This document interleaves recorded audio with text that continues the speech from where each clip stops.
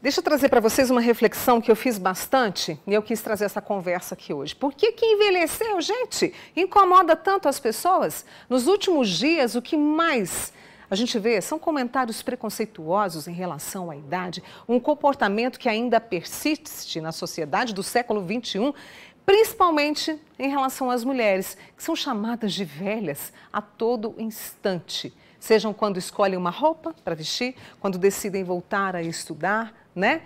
Por que isso acontece? Aí nós convidamos a Ana Paula de Freitas, que é psicóloga, está aqui comigo hoje, né? E a turma já participando, a Cíntia colocou assim, preconceito ridículo. Por que que o envelhecer incomoda tanto? E isso é para homens e para mulheres, não é, Ana? Obrigada. Isso. Obrigada você pelo convite, Mônica. Você disse bem, assim, hoje muito dividido entre homens e mulheres, mas ainda assim nós mulheres somos mais alvos de preconceitos, né? Fato é que os nossos corpos, de forma geral, sempre foram mais observados, mais controlados, né? Os corpos das mulheres. Então, acaba que culturalmente, a gente vai sendo demandado mais, né, nessa realidade, né, de vamos a todo tempo olhar se a gestação estava ok, se a menstruação estava ok, se o ideal de beleza estava dentro de um determinado esperado, e depois, na maturidade, começa-se então outros tipos de cobranças, né? Mas ainda assim mais cobranças, né? E aí como é que a gente muda isso, sabe? Como é que a gente muda? Porque olha, século XXI com tanta informação e a gente ouve esse tipo de comentário e fala, nossa, né? Ela tinha um corpo mais bonito, ela tá velha, né? Como que a gente muda isso? Eu penso que da mesma forma que a cobrança sempre aconteceu, a gente vai ver culturalmente e historicamente, sempre nós mulheres também resistimos muito a isso, né? Então, você pode observar que hoje, da mesma forma que tem pessoas que ainda, mulheres que ainda ficam muito sensibilizadas pelos procedimentos, pelo excesso, por ter aquele corpo dentro de um determinado padrão, outras mulheres elas já estão se libertando mais, né? Então, outras mulheres estão, eu estou falando das mulheres no amadurecimento e no envelhecimento, elas estão mais apropriadas dos caminhos que elas decidiram seguir, né? Seja em relação ao corpo, seja em relação à profissão. Muitas mulheres hoje fazendo carreira depois dos 50 anos, fazendo novas carreiras, né? Então, há uma resistência de não aceitação disso. Apesar de ainda muitas de nós estarmos sucumbindo a essa ditadura, né? Dessa ditadura da beleza, etc, etc. E tem o fato também que a mulher mais no mercado de trabalho, a mulher madura no mercado de trabalho, no envelhecimento, ela também vai ditando algumas regras, não só para... lembra da história do silver money, né? O dinheiro que circula no envelhecimento, né? Economia prateada?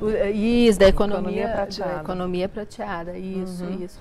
Então, há aquela mulher que vai fazer muitos procedimentos estéticos, que vai ficar nessa ditadura, e vai ter aquela que vai falar, não quero nada disso, eu quero fazer uma nova carreira, ou eu não quero fazer uma nova carreira, eu quero viajar, eu quero me engajar num ativismo determinado e assim por diante, né? E aí eu fico pensando assim, né, a gente viu alguns comentários, muito se falou aí, enfim, a gente vê muito o machismo, quer dizer, o homem olha para a mulher ainda como um objeto. Eu sei que muitos homens também devem sofrer com os comentários. A gente vê isso, nossa, ele está velho, né, aquela coisa toda. Mas assim, ainda temos, como você falou da questão histórica, o machismo, quer dizer, o homem... O machismo nunca deixou de estar presente como uma expressão do comportamento, que ele reproduz uma estrutura maior que a gente chama de patriarcado, né? Quer dizer, o homem manda essa figura masculina em vários aspectos, né? Uma figura, e veja, o patriarcado é uma estrutura de poder, não estou falando deste homem ou daquele Sim. nome. E o homem, às vezes reproduz isso, mas às vezes nós mulheres reproduzimos também, porque a gente fica subjugado, né? Exatamente. Olha, a turma está participando. A Elânia, que sempre participa, Mônica, eu acho que a velhice é vista pela sociedade como inutilidade, o que não é bem assim. Ou seja, a sociedade tem que olhar para esse ser humano que está envelhecendo e respeitá-lo pela sua sabedoria, pela sua condição de oferecer muito ainda, na sua opinião? Isso, e ainda oferecer muito.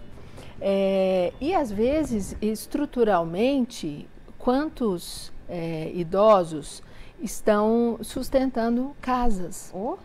Né? Eles estão sustentando casas, até funcionalmente e economicamente. Então, não é só a questão assim de, vamos valorizar a sabedoria, etc. Não, existe a economia grisalha, existe a sustentação de famílias, existe a sustentação de quantas avós você vê, avós que estão cuidando dos netos. Às vezes eles mesmos educando. Então, há